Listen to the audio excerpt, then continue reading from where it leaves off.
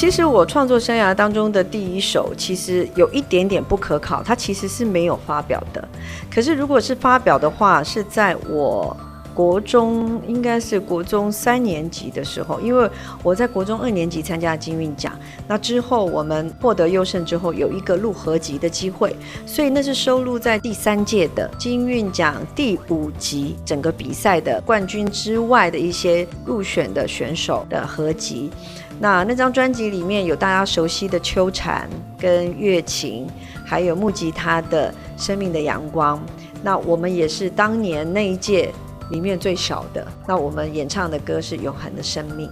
我觉得它是有难度的，因为像我们平常最喜欢讲的，就是最喜欢用的是，比如说我们有注音符号，在我们的注音符号当中，其实我们总共有5声，可是对于台语歌曲来讲，台语是有8个音律的。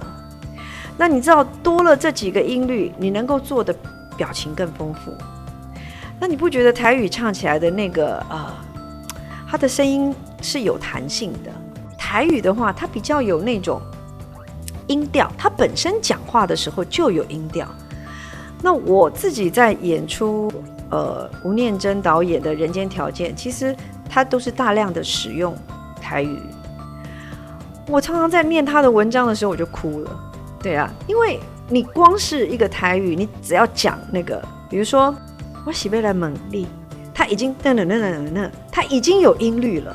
我觉得是那种声音上的感受。讲台语的时候，它有很多的音律，然后你要去听，常常你的音，比如说你的咬合不对，那个字就变了。所以有时候我们在听台语唱台语的时候，其实是更难的哦。比如说就会所在跟会所在，就是你唱歌的时候的那个音律，它是比较多变化的。就像我们在有一个时期听到林强的作品，我觉得我们总是在期待这样一个带来一个新的看法跟新的态度的人。那我们也在期待下一个10年20年，我们又有新的一波好的台语歌。那我们也正在期待这样的人。我觉得每个人都有可能，每个人都有机会为接下来的世代带来一个新的看法。加油。